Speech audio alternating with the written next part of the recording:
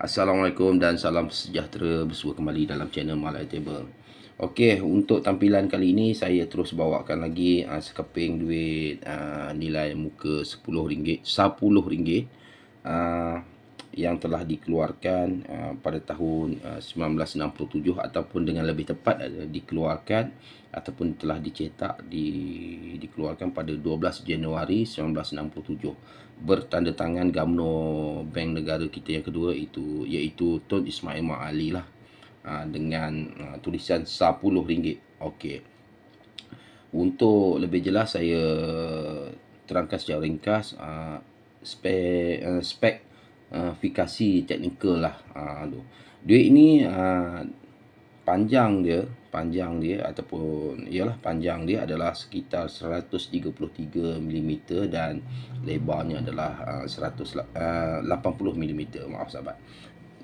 Terperbuat daripada gentian kapas lah, cotton fiber. Pencetak, kita tampilkan pencetak. Pencetak adalah daripada syarikat Thomas D. Laru lah. Thomas D. Laru memang popular cetakan-cetakan daripada syarikat ini di sepanjang siri-siri keluaran duit-duit yang pernah dikeluarkan oleh Bank Negara Malaysia lah. Okey, untuk perfect pula saya terangkan untuk first perfect, untuk nombor sirinya adalah bermula daripada A1, itu adalah first perfect, dan untuk normal perfect bermula daripada A2 sehingga kepada B83. Okey, itu adalah untuk normal perfect.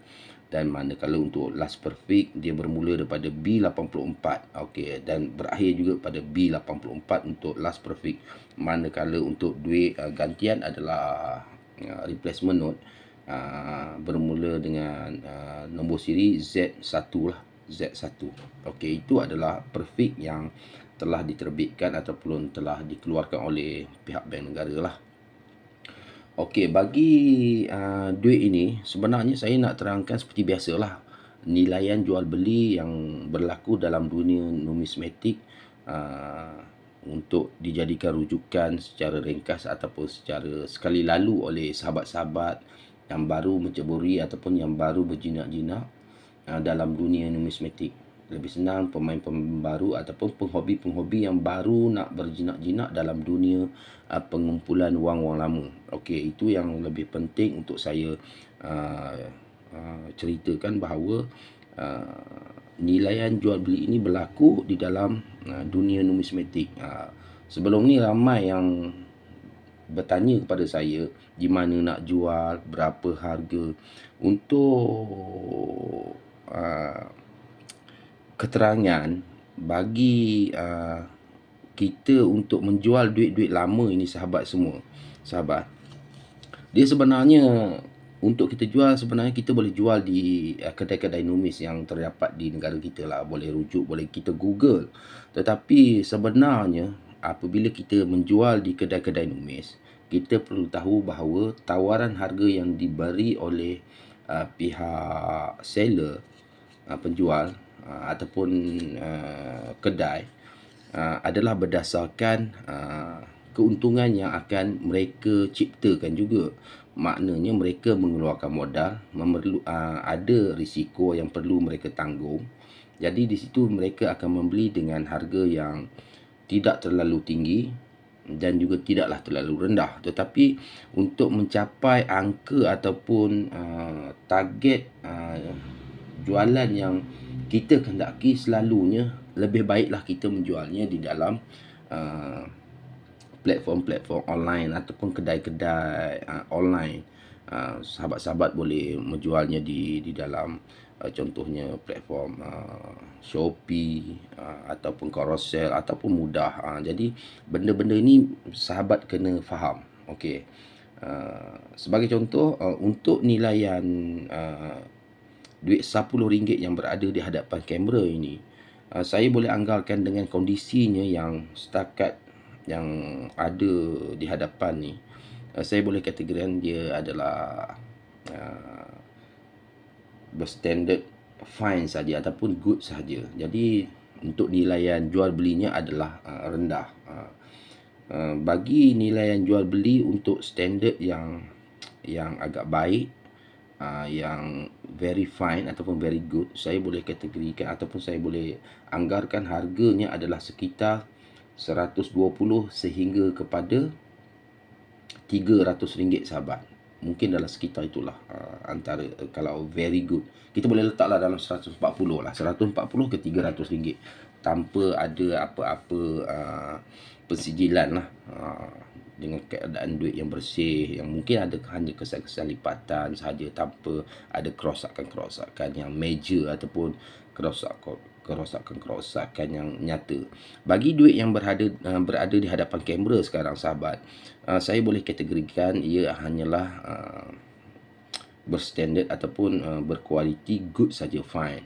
Dan untuk nilaian jual beli seperti duit yang berada di hadapan kamera sekarang, saya anggarkan ia hanyalah sekitar bernilai dalam lingkungan 80 sehinggalah ke RM110 saja sahabat, dengan kondisinya yang agak lusuh, dengan kesan lipatan dan ada kesan-kesan seperti saya tunjukkan, tengok ada kesan koyakan di tengah-tengah kesan lipatan. Jadi dekat sini sahabat, tengok dekat sini pun, dekat ujung ni ada kesan lipatan dan koyak. Dia hanya, saya boleh anggarkan hanya sekitar RM85-90 saja sahabat. Itu pun agak tinggi lah, dengan kesan, ada lagi kesan-kesan robekan sedikit di hujungnya dengan kotoran-kotoran yang ada. Jadi jangan kita anggap bahawa duit ni walaupun dia lama, dengan usianya yang agak lama, tahun 67, dia tidak menjanjikan satu harga yang tinggi jika duit-duit tersebut dalam keadaan yang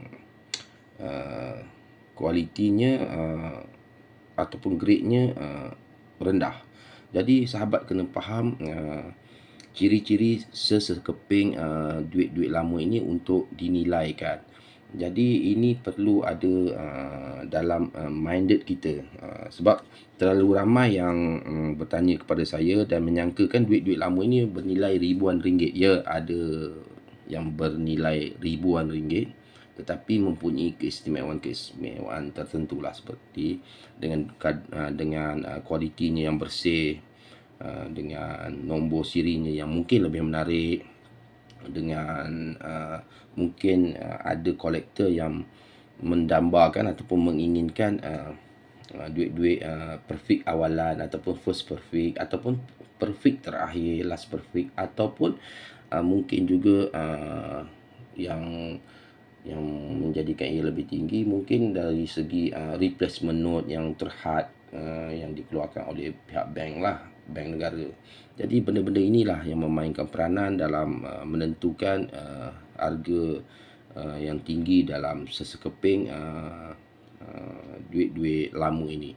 Jadi benda-benda beginilah yang kita perlu faham, kerana terlampau ramai sahabat yang bertanya dalam komen-komen sebelum ini, di mana nak jual, berapa harga, dan saya terangkan mengenai harga-harga yang saya selalu terangkan adalah harga-harga yang selalu bermain di pasaran dengan dalam lingkungan ahli-ahli numismatik, bukan orang-orang awam yang tidak mengetahui selok-belok dunia numismatik. Bagi saya, bukanlah saya tahu segala-galanya, tetapi ilmu ini perlu kita terangkan, ataupun pemahaman ini perlu lebih jelas untuk kita bagi tahu kepada umum bahawa ada nilai yang tinggi yang tertentu dan ada nilai yang rendah yang perlu kita ketahui. Dan kita perlu juga menyebarkan bahawa duit-duit lama ini tidaklah semahal mana ataupun setinggi mana nilainya jika ia tidak menepati ataupun tidak memenuhi kriteria-kriteria yang dicari oleh pihak kolektor. Perlu diingatkan, itu yang lebih saya tumpukan selama saya mengendalikan channel saya ini, iaitu lebih kepada ingin menerangkan bahawa duit-duit ini tidaklah terlampau tinggi nilainya untuk kita jadikan sebagai hobi. Jadi semua orang boleh menjadikan ia sebagai hobi. Dunia numismatik adalah dunia hobi. Itu tuan-tuan sahabat kena faham. dia adalah bukan lubuk duit untuk kita berniaga. Mungkin secara sampingan boleh kita berniaga, tetapi tidak menjanjikan pendapatan yang terlampau lumayan. Itu jelas sahabat semua.